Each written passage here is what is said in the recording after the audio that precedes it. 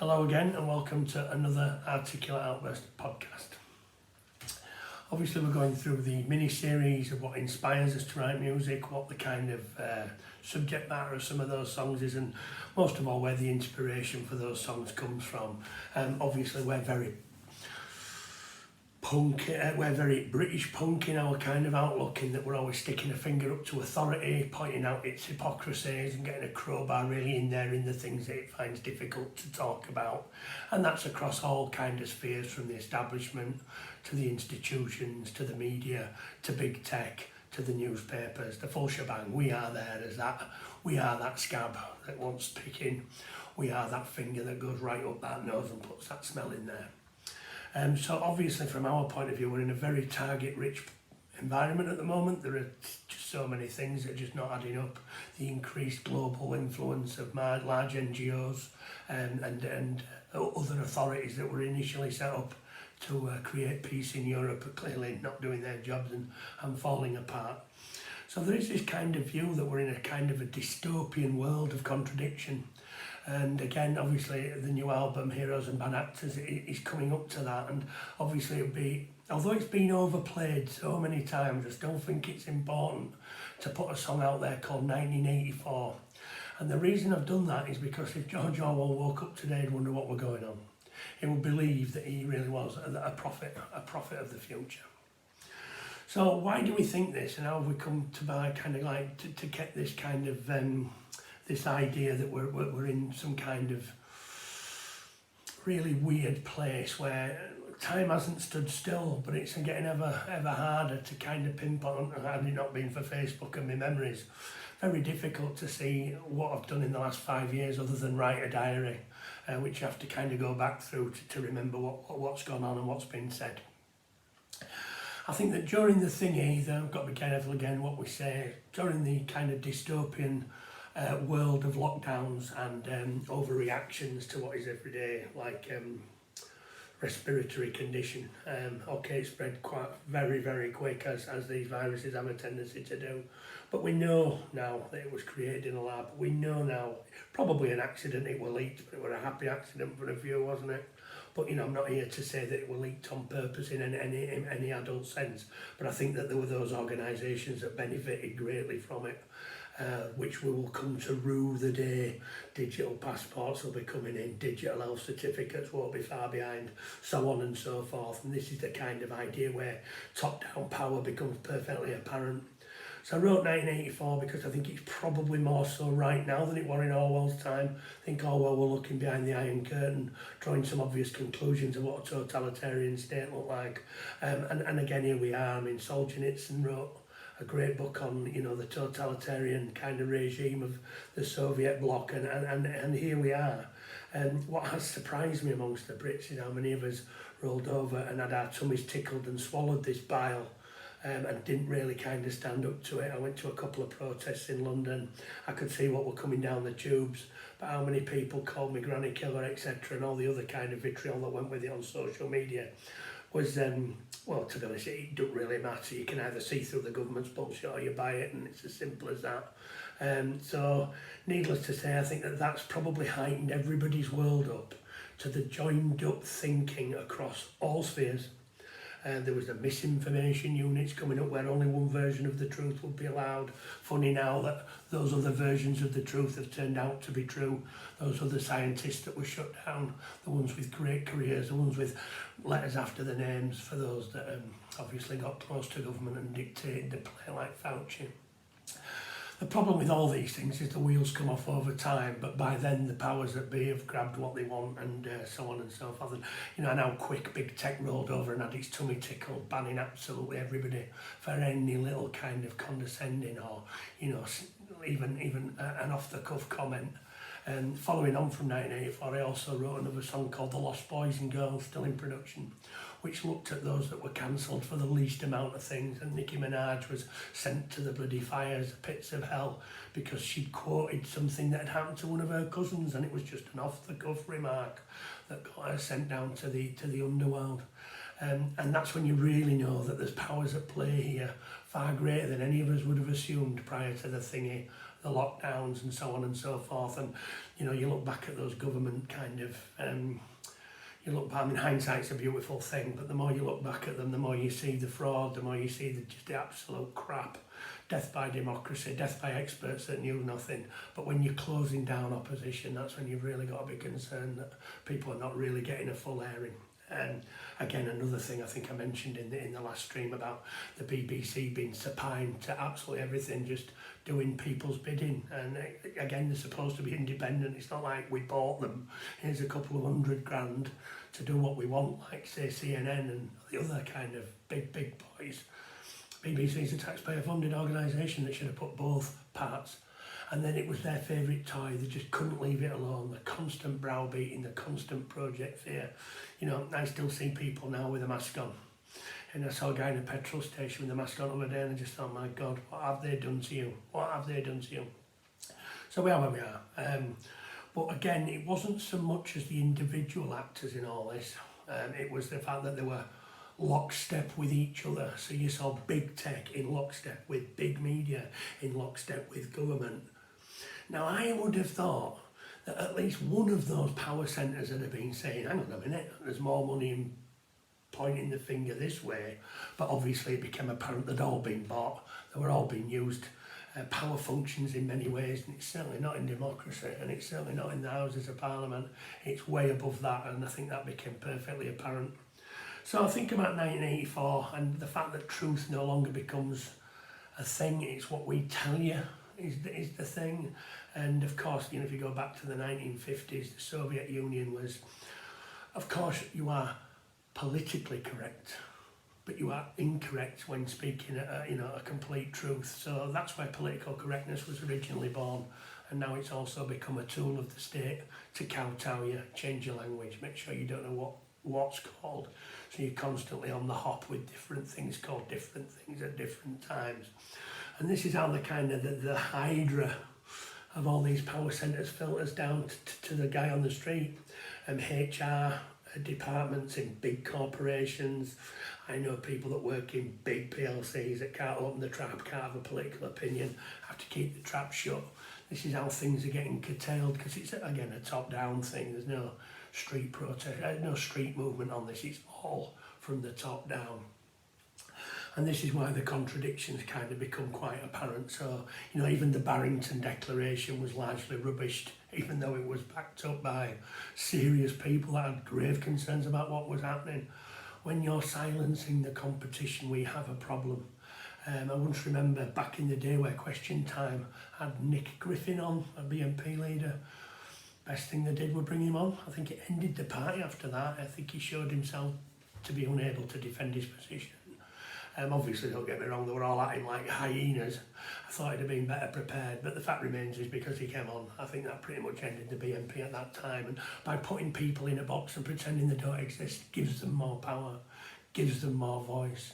And even during the thingamajig, the thing that we can't mention, the lockdowns, Priti Patel was calling for the closing down of Telegram, BitChute, and all those other media platforms that weren't singing the song that she wanted to hear.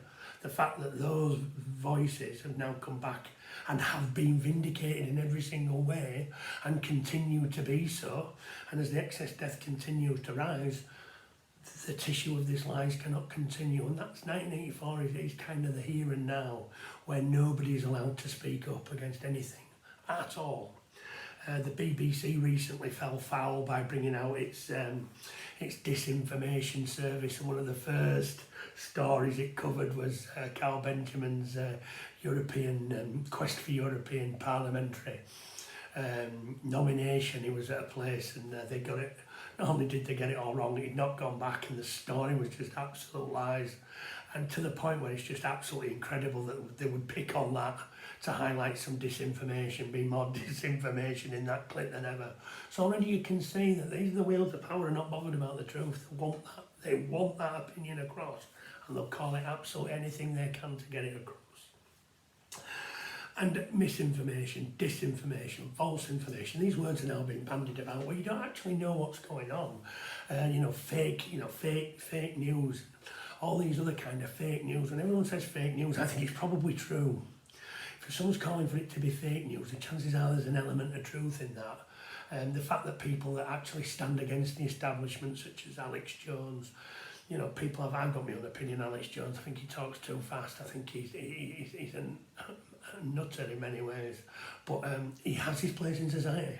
But to close him down, to pretend he doesn't exist, gives him more kudos and more of a kind of a legitimacy. So this kind of, the closing down of people doesn't really work. In addition to all this other stuff that's going on, we've got cryptocurrency on the horizon. We know that cash is going to be dying out. We know that if crypto comes in, we will be told what we can and can't buy every week. There'll be an entire black market on somebody buying cabbage and swapping it for beer.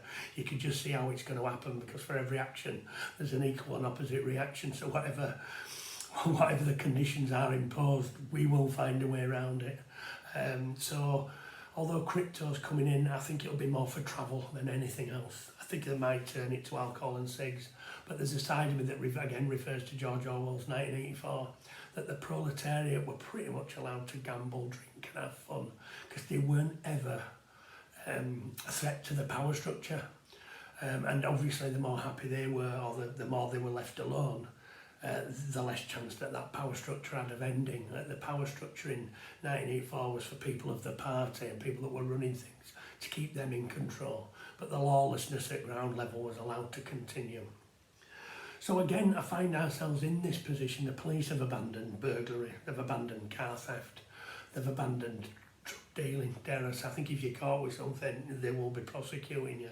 But I don't think, unless you're doing massive amounts of this, I don't think you've got any fears at all.